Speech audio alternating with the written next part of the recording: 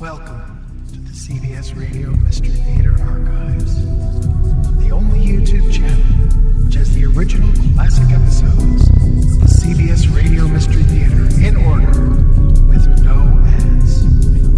Thank you for listening, and now, enjoy the show.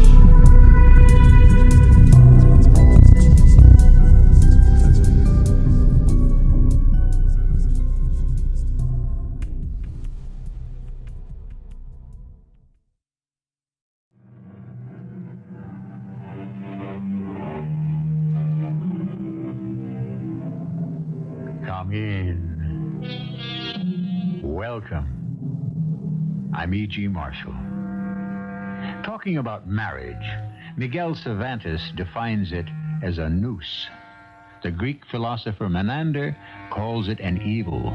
Shakespeare also takes a swipe at it and says that a young man married is a young man marred. Finally, there's Pombulo, who notes that marriage and murder both begin with M.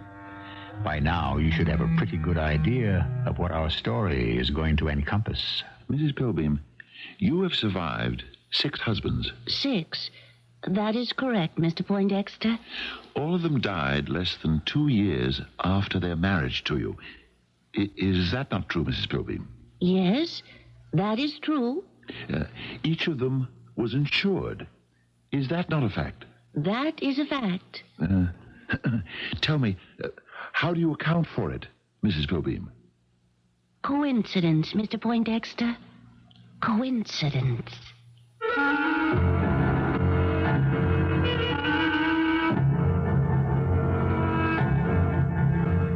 Our mystery drama, Lady Bluebeard, was written especially for the Mystery Theater by Sam Dann and stars Fred Gwynne. I'll be back shortly with Act 1. According to Charles Dickens, Bluebeard may have been a victim of excessive connubiality, which would mean, I suppose, that it was married life that drove him to do it. Ah, yes, married life, wedded bliss. However, putting aside the poets and romantics for the moment, marriage is whatever you make of it. It is an edifice constructed by a man and a woman, and there are those who erect a magnificent cathedral, others who slap together a ramshackle shanty.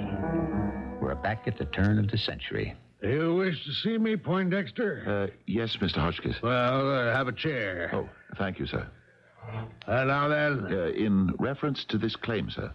Which claim, Poindexter? The company has over 50,000 policyholders. Be definite. Yes, sir. And brisk. I should think your recent term of service with Colonel Roosevelt's cavalry regiment would have taught you to be brisk. Yes, sir, yes, sir, yes, sir. He's a brisk man, that Theodore Roosevelt. Indeed he is, sir. Well, then emulate him. Plunge in, forge ahead, state the issue with no further ado. Present the facts. Well, sir, there may not be any facts. No facts? No facts as such. I am merely voicing suspicions. Suspicions? Oh, I see now. I am mistaken. Therefore, I shall waste no more of your time, sir. No. Suspicions are the lifeblood, more, the beating heart, as it were, of the insurance business. Why, sometimes one healthy, robust suspicion is worth more than 100 weak and anemic facts. Dive in, my boy. What have you got there? The company holds a policy, sir, on the life of one Ebenezer Pilbeam. Continue. In the amount of $2,000. A modest sum. Payable on his death to his beneficiary, his wife, one Luana Pilbeam. And the aforementioned Mr. Pilbeam has just departed this vale of tears? He has indeed, sir. And the bereaved spouse, the aforementioned Mrs. Luana Pilbeam, has just submitted a claim for payment? Yes, sir. Well, then I suppose we shall have to pay it. Unless there's some way we can do her out of it, legally, of course. Oh, you don't mean that seriously, Mr. Hotchkiss. You're joking, sir. The policy is in order, I take it? Oh, yes, sir. Then, with a smiling face but a breaking heart, I must authorize the payment. Prepare the check for my signature. Yes, sir. Unless, of course, there may be something to your suspicions. Well, sir, Mr. Pilbeam was 70 Yes, he left us in the fullness of his years, the biblical 70. Whereas Mrs. Pilbeam is 35. Uh-huh. They had only been married for 2 years, sir. Continue. Therefore, at the time of the wedding, she was 35. He was 67. Now, sir, why would a woman wish to marry a man more than twice her age? Why? Well, there are 2 reasons. First, because she may have been attracted by his maturity, his wisdom, his kindness.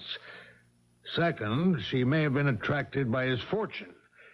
And if he were a weak and sickly 67, she would not have to wait long. Yes, sir. However, sir, Mr. Pilbeam had neither education nor fortune. He was employed as a streetcar conductor. Cause of death? Heart attack. And this, of course, kindles your suspicions. Yes, sir. There is no history of any heart ailment.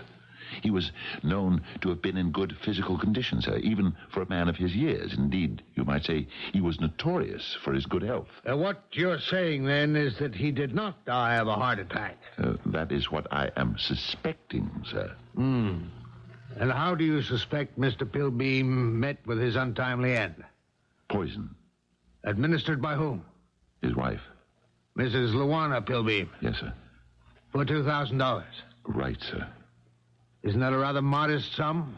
If I may refresh your memory, sir, this is the second time you used the word modest to describe the sum of $2,000. Oh, so I have. Would a woman murder her husband for $2,000? She might, sir. And precisely because it is a modest sum, one that would not draw attention, cause comment, create suspicion. Furthermore, it also gives her an income of $1,000 a year. For 2 years? Sir, 2 years ago, a Mrs. Louisa Plowright cashed a policy for $2,000 on the life of her husband, Harold. Mrs. Plowright was 33 years old. 4 years ago, a Mrs. Laverne Preston was paid $2,000 on the death of her husband, Percy. Mrs. Preston was 31, sir. Are you saying that Luana Pilbeam, Louisa Plowright, and Laverne Preston may be one and the same person? And 2 years before that, sir, a Mrs. Lillian Pumice collected $2,000 on the death of her husband, Leander. Mrs. Pumice was 29 years old, sir. And I am to assume that all the husbands were elderly gentlemen? Yes, sir. And all passed away from heart attacks? So the physicians stated, sir. How do you account for the fact that she seems to marry men whose names begin with P? Well, sir, it would seem then to be unnecessary for her to change the monogram on her linens and silver. Oh, yeah. Well, Poindexter, what is your recommendation? I suggest, sir, that we investigate the matter thoroughly before we pay Mrs. Pilbeam a penny. My name is Raymond Netherby Poindexter. When people discover that I'm an investigator for an insurance company, they always say, well, you certainly don't look like an insurance investigator. And when they find out I was a member of the Colonel Theodore Roosevelt's Rough Riders, they exclaim, well, you certainly don't look like a Rough Rider. Well, you see, the truth is, I really don't look like anyone, which is what an investigator should look like, if you know what I mean. Anyhow, the first thing I did was to call upon Dr. Morley Braithwaite. Mr. Poindexter, you certainly don't look like an insurance investigator. Dr. Braithwaite, you signed a death certificate for a Mr. Ebenezer Pilbeam. Yes, I did. May I ask, Doctor, why did you sign it? Well, I signed it because he was dead. Yes. What I meant was... Now, please, be specific, my good man. Yes, sir. Specificity. The cornerstone, the linchpin, as it were, of all science. I agree, Doctor. Then what is your specific question, Why was he dead? Because his heart had stopped beating. Yes, sir. I believe that occurs in all cases of death. What I mean was, why did his heart stop beating? Ah, if we only knew. But on the certificate, Doctor, you wrote heart attack. No, not quite. Specifically, I wrote cardiac failure. Doesn't that imply heart attack? Well, if you choose to make that inference. Why, Doctor, was there cardiac failure? I've already answered that question. More specifically, I told you why I cannot answer that question. I don't know. Doctor, do you mean Mr. Pilbeam died just like that? Well, I'm afraid so. But, Doctor, is there a possibility that Mr. Pilbeam might have been poisoned? Yes? Well, Doctor, your report makes no mention of that fact. Well, you asked me if there was a possibility. The answer to that question must always be yes. Anything is possible. However, I could find no evidence. I see. Would you state categorically, Doctor, that Mr. Pilbeam was not killed by poison? I will only state categorically that Mr. Pilbeam died because his heart stopped beating. And you do not suspect foul play? I could suspect foul play, but I couldn't prove it. But I would never rule it out. Yes. I see. Well, thank you very much, Dr. Braithwaite. I'm glad to be of help. Actually, he was of no help at all. That is, to my insurance company. And so I decided to visit the recently bereaved widow, Mrs. Luana Pilbeam, herself. Perhaps I couldn't prove that she had actually poisoned her husband or murdered him in some other mysterious manner, but I might know enough to frighten her out of her demanding payment. I was not prepared for the Mrs. Luana Pilbeam who opened the door to me. She had soft, flowing black hair, radiant, creamy skin. Oh, and the largest, warmest brown eyes. I introduced myself, and she said... Oh, Mr. Raymond Netherby Poindexter, you certainly don't look like an insurance investigator. May I come in? Certainly. Please, be seated. Thank you. Such a hot day. May I pour you a glass of lemonade? Lemonade? No. No, thank you. Uh-huh. Well, I suppose you're here about poor Ebenezer? Yes. Mr. Pilbeam was somewhat older than you, I take it. 33 years, to be exact. It would seem to be a rather wide gulf. Oh, but love spans it so easily. May I ask how I fell in love with Mr. Pilbeam? Well, he drove the horse car that I would board each morning. He was such a handsome gentleman. I dare say. And he cracked his whip and twirled his mustache with such panache that I lost my heart completely. He died quite unexpectedly. Oh, no one ever dies unexpectedly, Mr. Poindexter. Is it not written, in the midst of life, we are in death? Yes. Had Mr. Pilbeam been ill? Oh, no. He was the picture of glowing health. He had an outdoor job, you know. Mm-hmm. How did it happen? One evening, we went to bed, as usual. The following morning, I woke up. He didn't. Mrs. Pilbeam, the insurance company has received your request for payment. Oh, yes. I really didn't. Still don't feel entirely comfortable about it. May I ask why? Well, it seems so crass. A man dies, his widow is given a sum of money, as if that somehow balances the books and settles the accounts. Oh, it's the way of the world. And yet, what is a poor woman to do? It is Ebenezer's gift to me, from the grave. His way of saying, carry on, my darling. Live. I see.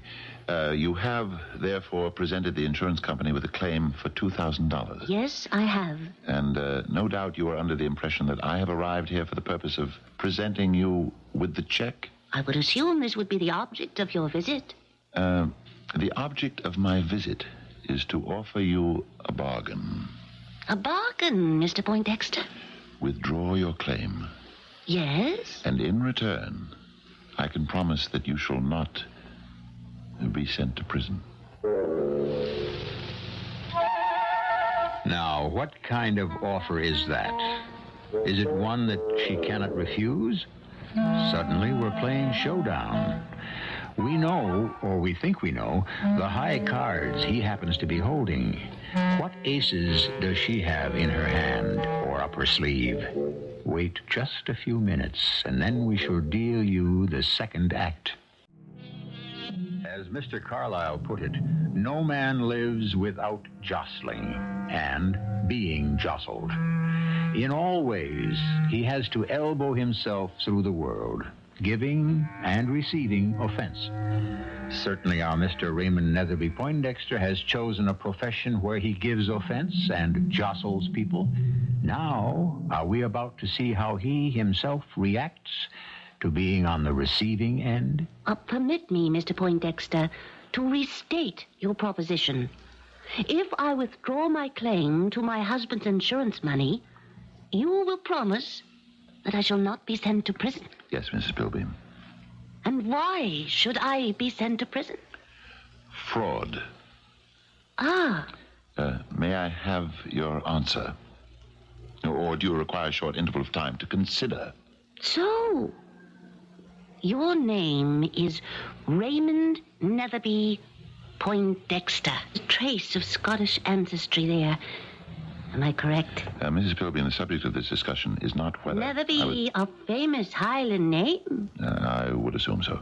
Probably on your mother's side. Am I correct? Yes, her name was Netherby. Now, see here... You recall Sir Walter Scott's poem, Lochinvar? Mrs. Pilbeam... Oh, young Lochinvar has come out of the west. The next line? Throughout the wide border, his steed is the best. See, you do know it. Yes, my mother used to recite it all the time. Because she was a Netherby. Oh, the poor Netherbys. They were on the losing side, remember? Well, Bold Lochinvar was in love with fair Ellen Netherby. But, fearing him dead, she had decided to marry someone else. How did Scott put it? For a laggard in love and a dastard in war had won the fair Ellen of bold Lochinvar. Right! He came to Netherby Hall too late to stop the wedding, and so he stayed to have one dance with the bride. And he whispered one word into her ear, and he swept her up onto his horse, and they were away. Yes, and now, Mrs. Pilbeam, please, to the matter at hand. For just a moment, the Netherbys were taken by surprise, but then the angry pursuit began. And oh, how Scott describes it. There was mounting amongst Grahames of the Netherby clan. Fosters, Fenwicks, and Musgraves. They rode and they ran. Help me with the next line, Mr. Poindexter. There was racing and chasing on Canopy Lee. But the lost bride of Netherby they did never more see. Oh, such exciting poetry. Yes. And now... And now for a confession. We are distantly related. Your mother, you say, was a Netherby? Yes, but... My mother was a Fenwick. Do you know what else? My father was a Foster. I have cousins who are Musgraves. Oh, we are dyed-in-the-wool clan Netherbys. Oh, we must have a toast. You do not take spirituous beverages. I understand. I approve. Lemonade. If it's all the same to you, I'd really rather... But it isn't all the same to me. We must pledge a toast to our newly discovered relationship.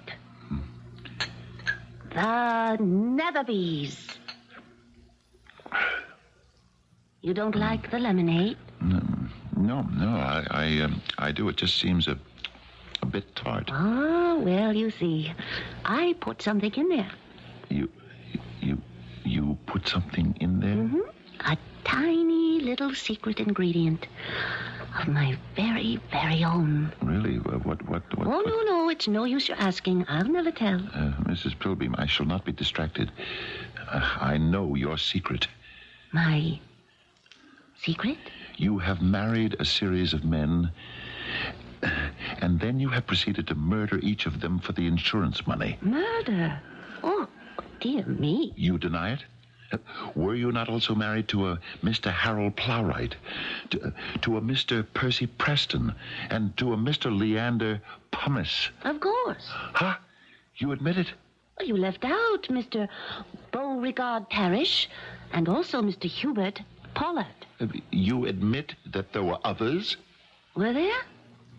Let me think for a moment. No, Beauregard and Hubert complete the list.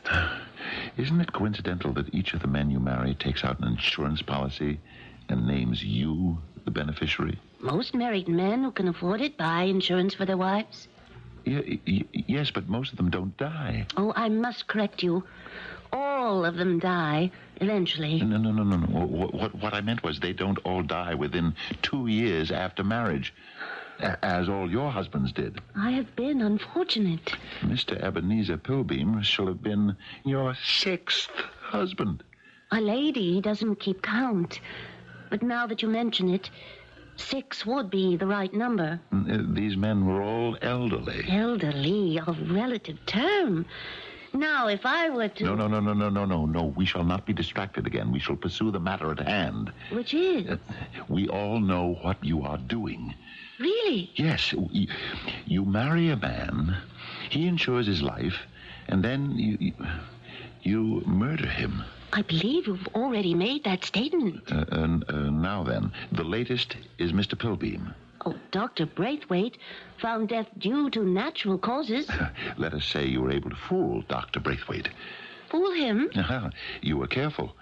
You employed a substance that is not easily traced. Were you as careful all the other times?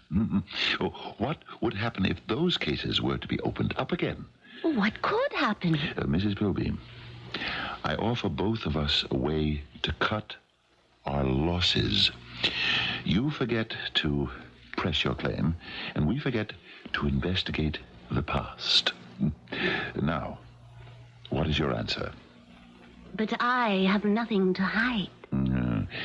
Think about it. Consider it. Sleep on it. I shall return tomorrow for your answer, and now I must bid you good day. Oh, must you go so soon? Won't you have another glass of lemonade?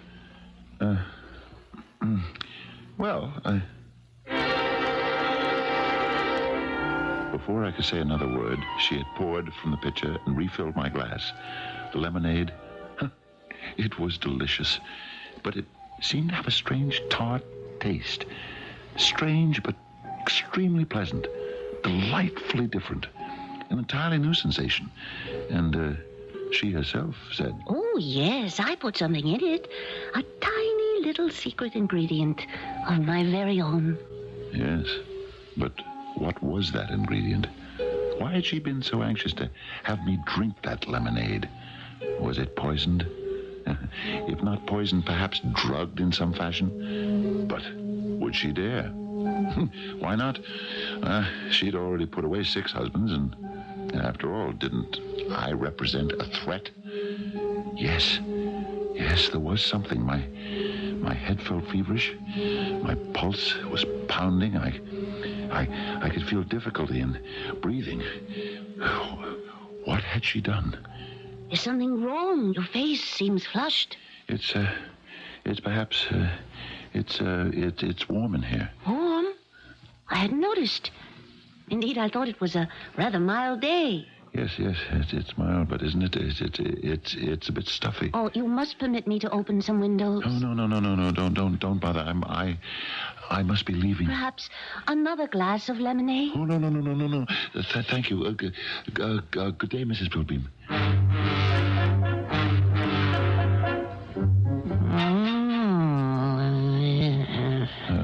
What is it, Doctor? What is it? Your face appears flushed. I can see that in the mirror. Your pulse is rapid.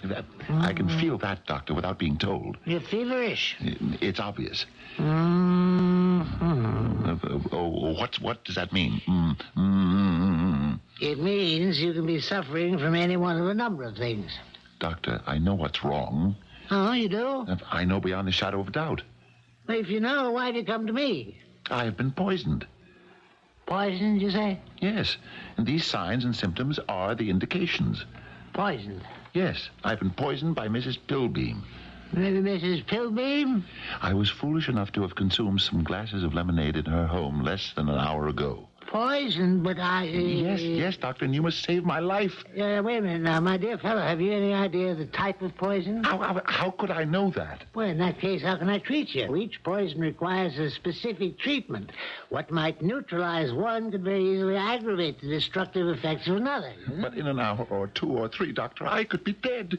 Yes, that is a possibility. In that case, we could identify the poison. Now, see. Yes, we will perform a post-mortem examination. But what good would that do for me? Well, from a selfish point of view, none.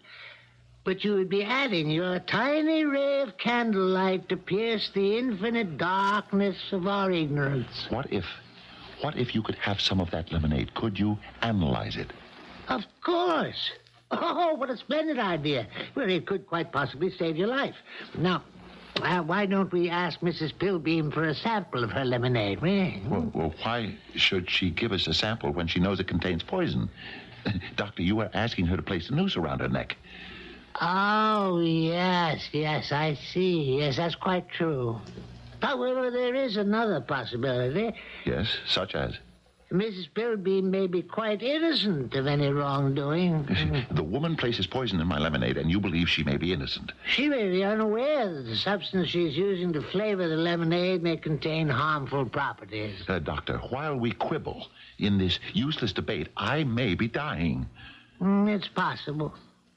But what's the solution? The solution? What indeed could the solution be? I felt weaker and more feverish with each passing moment. Yet, as the doctor had so patiently explained, each poison requires a specific antidote. How could we discover the nature of the poison? I presented the problem to no less an authority than Mr. Hotchkiss. You say your symptoms occurred at Mrs. Pilbeam's? Yes, as I have already explained to you, sir. Patience, my boy. After I had drunk several glasses of lemonade, sir. And you say there was a peculiar taste? Yes, sir. Well, should that not have alerted you on your very first swallow? No, sir.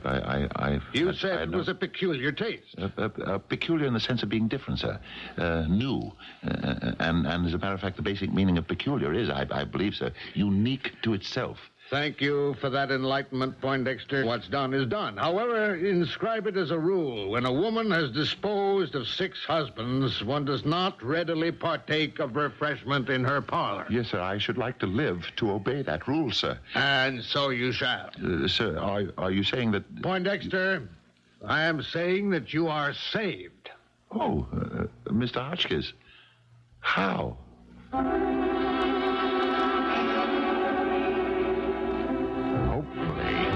Here we've had this almost insoluble problem, and it turns out that there can be a very simple solution. Of course, it's quite logical.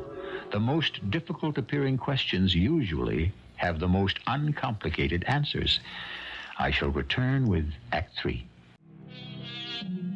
It was Titus Lucretius Carus, the Roman philosopher, who said, "What is meat and drink to one is bitter poison to another." He said it almost 2,000 years ago. And as you can see, those arrangements are still in force. Has Luana Pilbeam discovered some strange, subtle, untraceable, fatal substance? How, Mr. Hotchkiss? Please, tell me. How am I saved? The thing is simplicity itself. You require a sample of that lemonade. Yes, sir. I thought we'd established that. And she, quite naturally, will refuse to furnish you with one. Understandably so. So there's another possibility. You might steal it. Steal it, sir? The problem will be solved. But to steal it does go against the grain, sir. Whose grain? Well, mine. Why? Mr. Hotchkiss, I was raised to despise theft. A most noble sentiment. Does your parents credit? And so, therefore, I could never see my way But is this stealing in the traditional sense? Well, You do not seek to enrich yourself. That's true. And besides, the woman is attempting to murder you. Yes? So, therefore, you may proceed with a clear conscience. I would.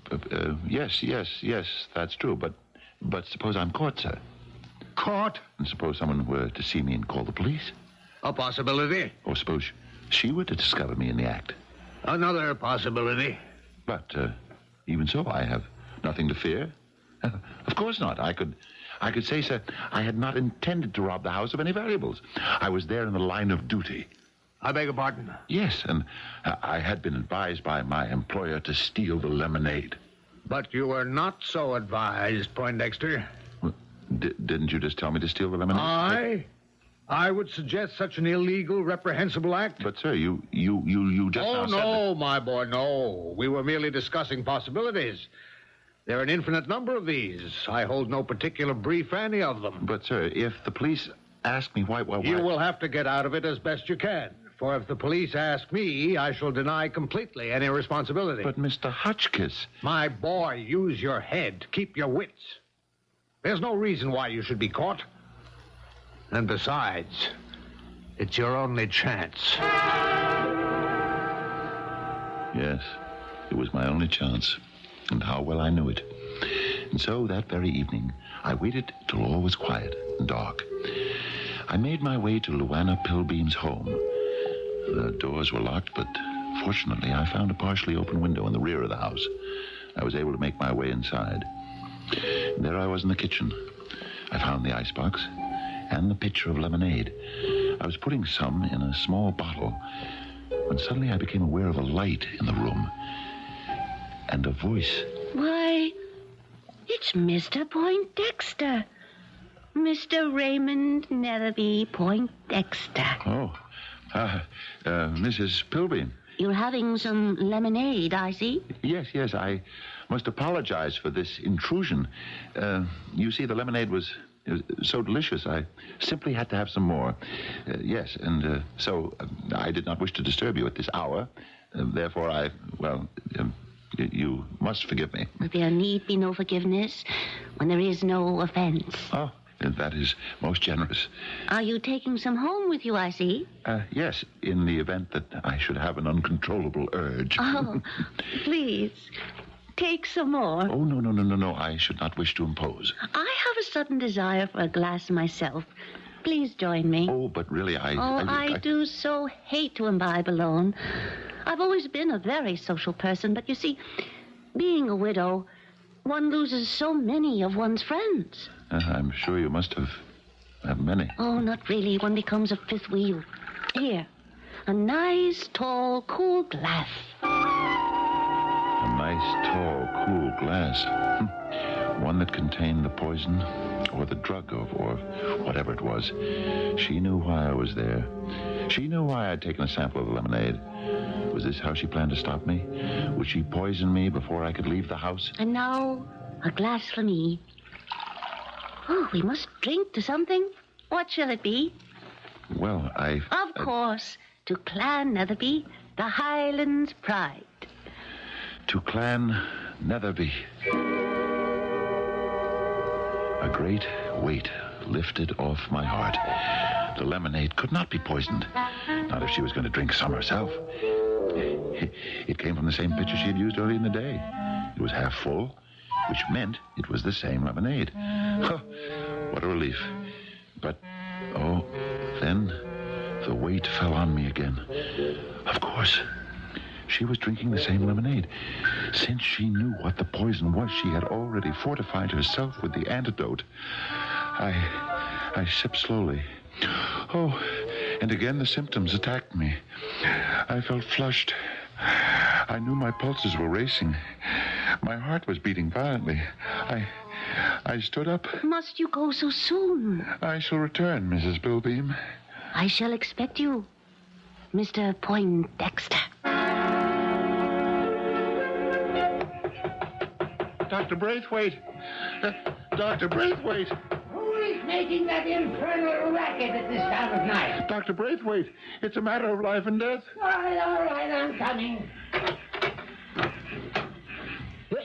Why, it's Mr. Poindexter.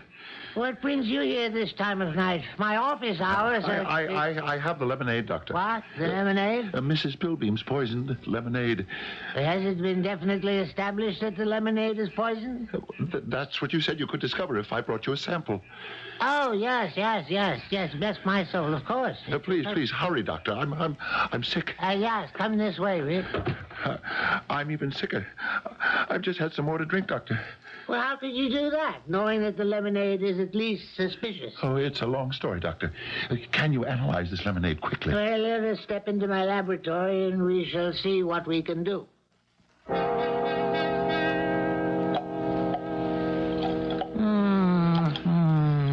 It's remarkable, yeah. Have you discovered anything, Doctor? And now we apply heat, and we... What is it, Doctor? We add the dye. Please, Doctor, tell me. What? Tell you? Tell me what is in the lemonade. Mr. Poindexter, there is nothing in the lemonade. What? Nothing? Nothing but lemonade. But that's impossible, Doctor. Lemon and sugar and water, and of course, to give it a dash of substance, some cinnamon and ginger. That is all? And to give it a dash of spirit, some bitters. And nothing else? No, my boy, nothing else. What an interesting lemonade. But what is poisoning me? I'm afraid I don't know. Something is giving me this terrible pounding in my chest. It cannot be the lemonade. Could there be a drug or a poison in there that has managed to evade your detection? Now, I would stake my professional reputation on the fact that this lemonade, this delicious lemonade, is completely innocent of any poison or drug. And to prove it... Oh, no. Don't drink it. Oh, as I thought. Divine. The bitters are what does it. Doctor, how do you feel? Marvelous. But look at me. Oh, yes. You do appear a bit out of sorts. You need a drink. Here, try some of this lemonade. You can't be serious. It'll make you feel better in no time. Drink up.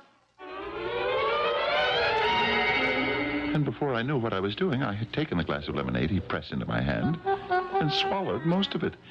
And then it dawned on me. Of course, it was a plot. They were in it together. He had been helping her. He had supplied her with the drug. He had fooled me. Why?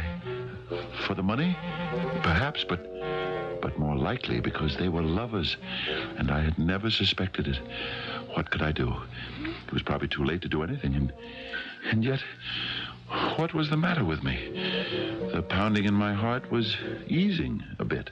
My forehead felt cooler. My pulses no longer seemed to be racing. Well, I must say, that lemonade appears to have done you quite a bit of good. Feel better? Yes, I can't explain it. I do seem to feel better. That should prove the lemonade is harmless. I don't feel any of your former symptoms. But I can't account for it. I know it's the same lemonade. The same lemonade, you say? Yes, and this is the very first time I drank it without that feeling of that feverish feeling. Tell me, Mr. Poindexter, this is also the first time you drank the lemonade without Mrs. Pilbeam being present. Yes. Then perhaps it wasn't the lemonade. What could it have been? Can't you guess? No. Why, it must have been Mrs. Pilbeam. Mrs. Pilbeam? Of course. Mrs. Pilbeam causes you to have a fever, a racing pulse, and a pounding heart. But why would she have... How could she do that? Oh, come on, what do you think? You're in love with her. Love? Oh, that's ridiculous. How can you say that? I've never been in love. I have no intention of being in love. Now, you asked me to isolate the fever and name the ailment. I have done so. You have an acute case of amour. I don't believe it. Well, test it for yourself. Visit her again. Do not drink lemonade. And see if you suffer from the same symptoms.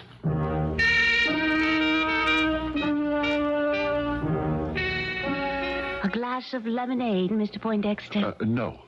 I must refuse. Steadfastly. Oh, is something wrong, Mr. Poindexter? You seem flushed. Is it warm in here? Mrs. Pilbeam, my heart, it is pounding very hard. Oh, Mr. Poindexter.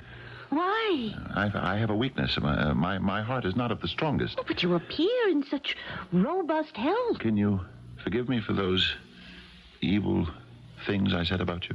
I have long since forgotten them. You see, I know the secret ingredient you put into the lemonade, and I know why Dr. Braithwaite couldn't find it. Only I could find it. Only you? Only me. And Mr. Pollard. And Mr. Parrish. And Mr. Pumice. And Mr. Preston. And Mr. Plowright. And Mr. Pilbeam. We all discovered it. We knew what it is. Do you, Mr. Poindexter? And so do you. It is love. Love. Yes, love. Delightful, delirious love. I love you, Mrs. Pilbeam. And I love you, Mr. Poindexter. Shall we toast each other in another glass of lemonade? Was it in her eyes, or was it a secret drug in the lemonade? Was she a warm, wonderful woman, or a scheming murderess? The fact is, she had killed 6 husbands. Perhaps she had killed them with love. Yes, that was it. That was how it was done. And I was to become the 7th. Well, it wasn't the worst way in the world to die. But what could ever I write in the report to Mr. Hotchkiss?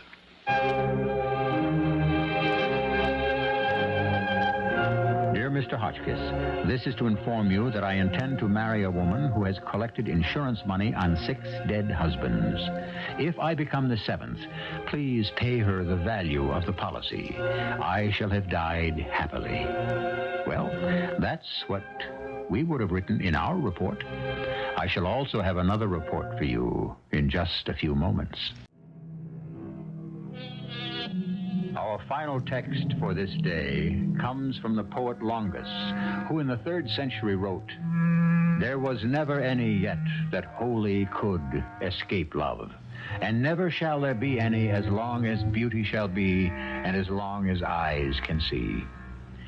Since it's in the cards for everyone to fall in love, you should be well advised to be careful whom you fall in love with.